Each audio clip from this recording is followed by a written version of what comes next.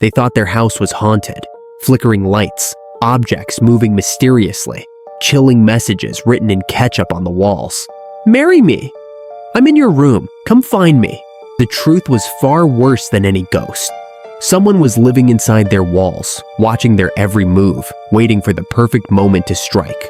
In 1986, teenage sisters Tina and Karen Bowen began noticing unsettling changes in their Massachusetts home. Objects weren't where they had left them.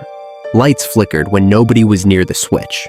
The TV would randomly blare on channels nobody remembered turning on. At first, they dismissed these occurrences as pranks or forgetfulness. But when milk started vanishing from the refrigerator and doors stood open in the morning despite being locked at night, a creeping dread began to take hold. The sisters whispered to their father, Frank Bowen, that perhaps their late mother's spirit was haunting them. Frank tried to reassure his daughters, insisting there must be a logical explanation for everything happening in their home. They would soon discover their problem wasn't supernatural. It was something far more sinister and dangerous. One December afternoon, the Bowens returned home to find their house transformed into a nightmare. Every light blazed throughout the home. Radios and televisions blasted at maximum volume, creating a deafening cacophony that seemed designed to disorient and terrify. Frank's stomach dropped as the realization hit him. Someone was inside their home, deliberately toying with them. Gathering his courage, Frank forced himself to search the house with his daughters close behind. As they moved cautiously through their own home, Frank came face to face with a teenage boy hiding in a hallway closet. The intruder's appearance was deeply unsettling. Hair spiked in jagged points, face painted with bizarre designs. Most alarming were the weapons he clutched. Frank's own hatchet in one hand, a heavy wrench in the other. Time seemed to freeze as the stranger's cold, unblinking eyes locked with Frank's. The air grew thick with tension. Then, in a hoarse whisper that sent chills down Frank's spine, the intruder ordered them into a bedroom. Frank guided his daughters down the corridor, positioning himself as a human shield between them and danger. The moment the boys' attention wavered, Frank seized his opportunity, slamming the bedroom door shut and throwing his full weight against it. From the hallway came the sickening sound of phone lines being violently ripped from the wall. Their connection to the outside world, to help, had been severed. Terrified and desperate, Tina crawled to the window, forced it open despite her trembling hands, and jumped into the bitter winter air. She landed hard on frozen ground, almost twisting her ankle, but adrenaline propelled her forward. Running barefoot across ice-covered earth, she reached a neighbor's house and gasped out their horrifying situation. Police arrived within minutes, sirens wailing through the quiet neighborhood, but the mysterious intruder had vanished like the ghost the family had initially feared. Shaken to their core and fearing his return, the Bowens temporarily relocated, seeking safety away from their violated home. 2 days later, Frank returned alone to retrieve work clothes. The house stood silent and unwelcoming as darkness began to fall. As he stepped into the living room, movement caught his eye. Someone was upstairs in Tina's bedroom. Heart hammering against his ribs, Frank crept up the stairs, each creaking step announcing his presence. What he discovered sent ice through his veins. A knife had been stabbed through a family photo, pinning it to the wall. Around it, scrawled in black marker, were the words, "I'm still here. Come find me." Nearby, another cherished family photo had been violently slashed, a single word written beneath it, "Die." Barely processing this new horror, Frank heard police arriving in response to his earlier call. During their methodical search, an officer noticed something unusual: a barely visible makeshift panel on a bathroom wall, edges disguised to blend seamlessly with the surrounding surface.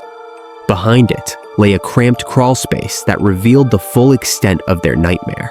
There, crouched in the darkness, they found the pale, wide-eyed intruder, 16-year-old Daniel LaPlante. The revelation was chilling. He hadn't just broken in, he had been living inside the walls of their home, secretly watching the family for an unknown length of time, observing their most private moments. The haunting had a human face.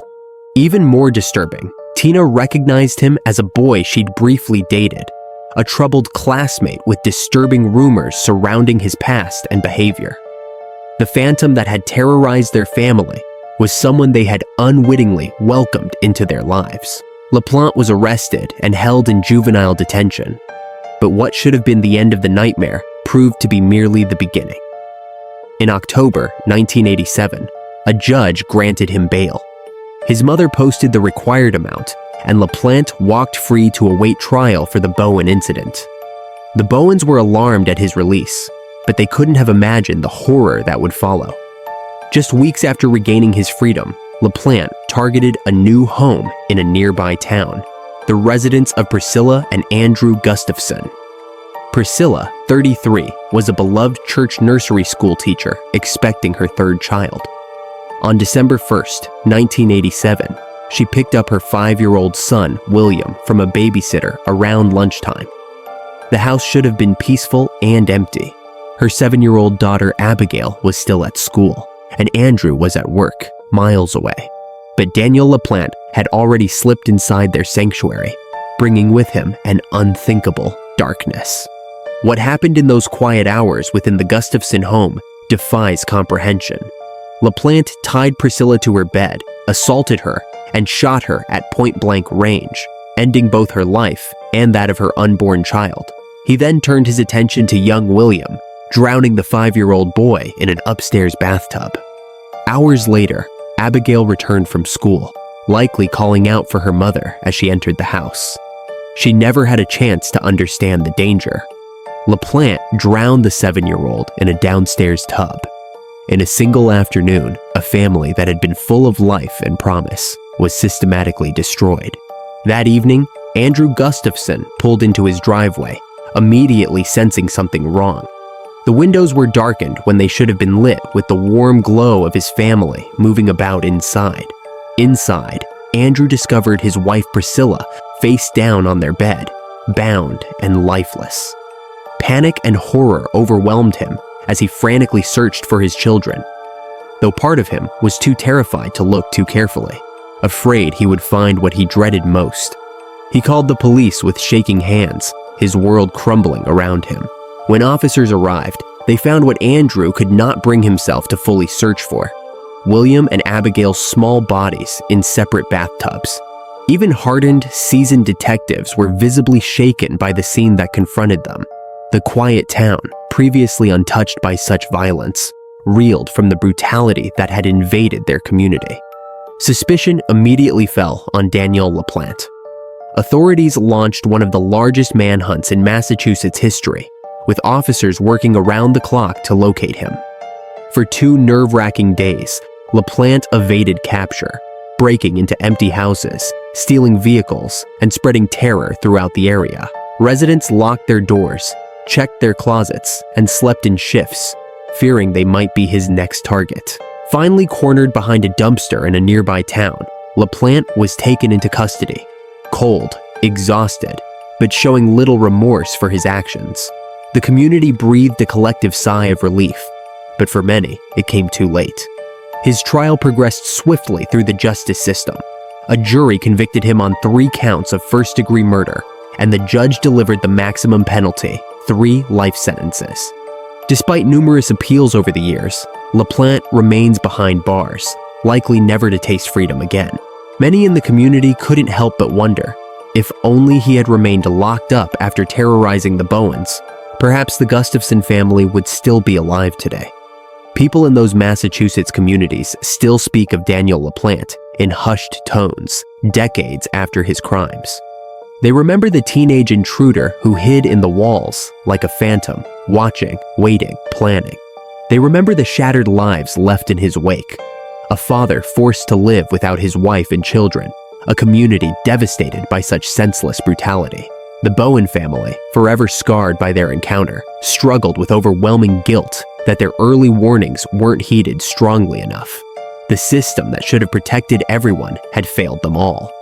LaPlante's story stands as a grim reminder that sometimes the monsters we fear are all too real, not supernatural entities that can be warded off with rituals or prayers, but disturbed individuals hiding just out of sight in the spaces between our walls. With terrifying precision, he transformed from lurking menace to ruthless killer. His escalation following a path that, in hindsight, seems horrifyingly predictable. The tragedy of the Gustafsons continues to haunt every retelling of LaPlante's crimes. A mother in her prime, pregnant with a child never born, 2 innocent children whose laughter was permanently silenced, a father who discovered the unthinkable upon returning home, and a community forced to acknowledge that such profound evil had walked among them, hidden in the shadows of everyday life. This is no urban legend constructed to frighten teenagers around campfires. This is no ghost story designed to explain strange noises in old houses. The case is meticulously documented in court records and forever etched in local memory. The name Daniel LaPlante remains a cautionary tale of what happens when warning signs are overlooked, when troubled individuals slip through the cracks of society and the justice system. Sometimes, the most terrifying monster isn't supernatural. It's the disturbed individual hiding within our walls, watching, waiting for the perfect moment to strike.